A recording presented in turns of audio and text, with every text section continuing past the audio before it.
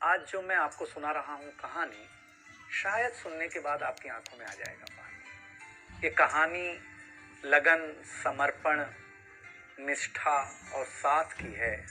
ये कहानी जितनी मेरी है उतनी ही आपकी है। इस कहानी का जो मुख्य किरदार है वो हमारे आपके जीवन का आधार है।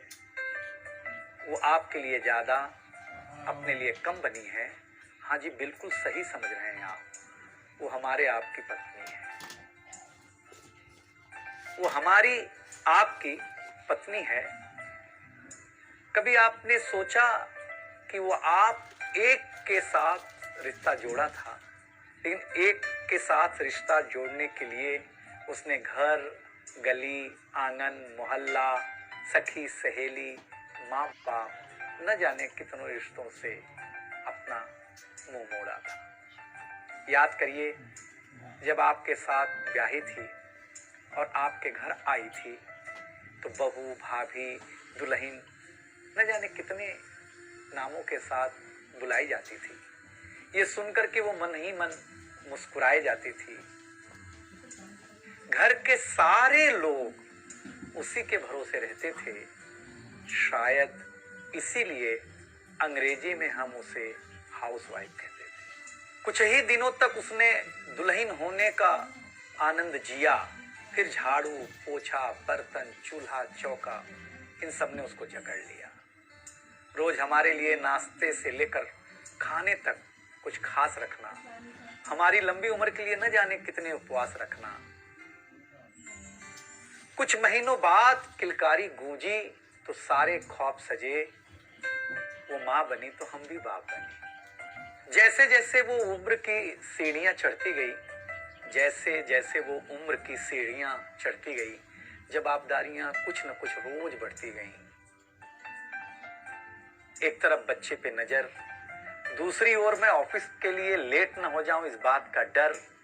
सब कुछ बराबर हो, कुछ रह न जाए, और इस बात पर भी ध्यान कि गैस पर रखा हुआ दूध कहीं बह न जाए।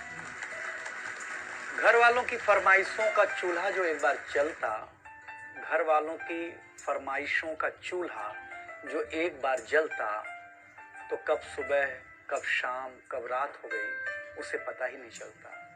इन व्यस्तताओं के बीच समय का चक्र कुछ इतना तेजी से चला, मुन्ना कब मनोज हो गया, मुन्नी कब सुमन, पता ही नहीं चला। अब तक जो था प्यार, अब उसने अपना नाम बदल करके रख लिया था तकरार।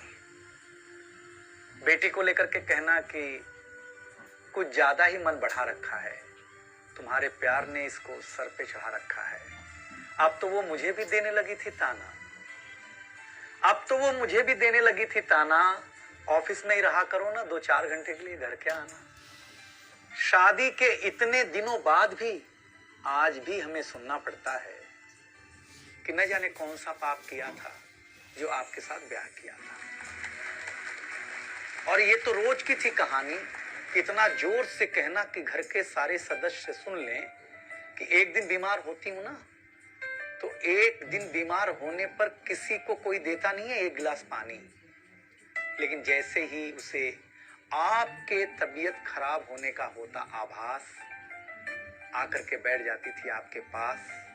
याद तो होगा ना, वो मीठी बातों के साथ माथे पर विक्स लगाना और साथ में कान में यह भी कहना कि कल सुबह अगर अच्छा ना लगे तो फिर ऑफिस मत जाना।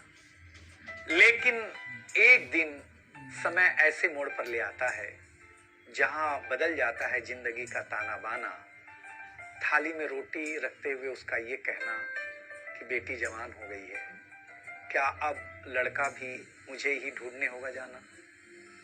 शादी तय हो जाने के बाद 1-1 रुपया जोड़ना, पैसे कम पड़ने पर खुद का कंदम तोड़ना, सब कुछ हो जाएगा मुझे ढाढ़स बढ़ाना, सब कुछ हो जाएगा मुझे ढाढ़स बढ़ाना। विवाह का गीत खुद रोते हुए गाना। याद तो होगा ना आप लोगों को ये गुजरा हुआ जमाना।